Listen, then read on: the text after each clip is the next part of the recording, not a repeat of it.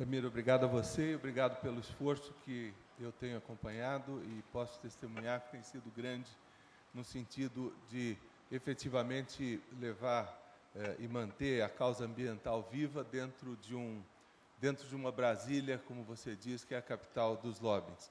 Eu gosto sempre de pensar, estive no governo por 2 anos, o Furlan teve mais tempo que eu, pode fazer um depoimento melhor, mas o meu depoimento é o seguinte: o governo não é o lugar de se fazer o bem, o governo é o lugar de se fazer o mal menor.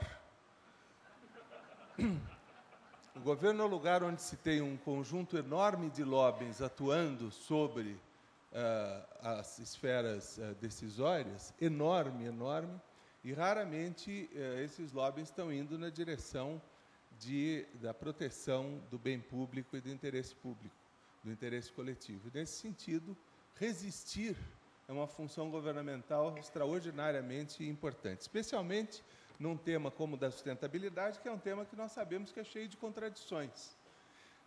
Sustentabilidade lida com uma mudança de cultura na nossa sociedade. Portanto, se não fosse assim, não precisaria nem do movimento, já teríamos sustentabilidade diretamente. Então, nós vamos ter que lidar com as contradições.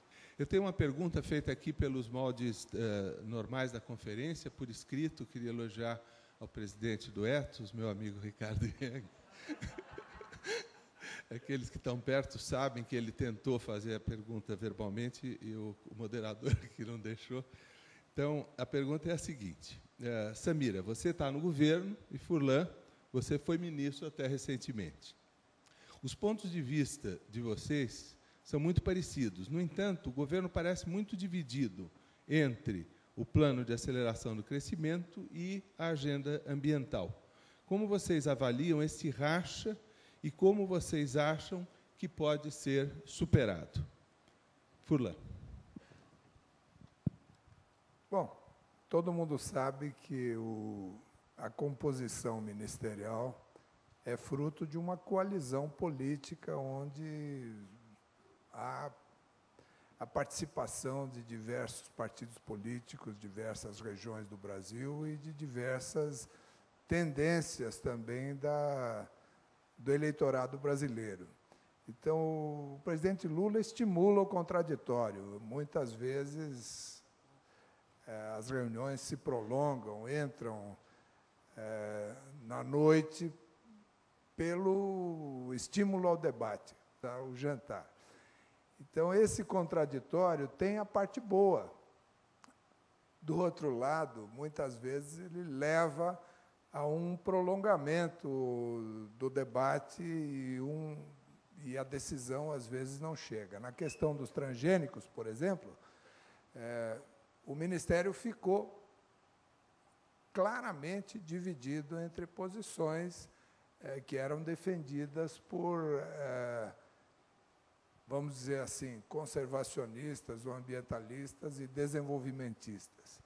Em outras questões, ao contrário, foi possível encontrar um ponto de convergência, como em planos nacionais que foram lançados, onde ministérios como Saúde, Agricultura, Meio Ambiente, Ciência e Tecnologia e Desenvolvimento chegaram a acordos que proporcionaram avanços. Então, eu acho que essa dicotomia é natural no ambiente político. Quem era oposição teve que aprender a ser situação, quem era situação talvez ainda não tenha nem aprendido a ser oposição direito, depois de 6, 7 anos, mas eu que tive 4 anos e 3 meses de uma função política, aprendi também que nem tudo que a gente acha fácil no campo empresarial, ou mesmo em organizações não governamentais, você que esteve lá também, sabe que na hora que você tem a responsabilidade, aquela ilusão que você tem, que o governo pode tudo, e que está ali para resolver as questões, e que de um dia para o outro tem a solução, não é verdade. Que a agenda do governo prioritária é o estratégico e o importante, mas a agenda que anda é a do urgente. Isso significa que a sociedade civil precisa efetivamente se mobilizar para fazer pressão. Quando o importante vira urgente, anda. Muito bom. Samira, por favor.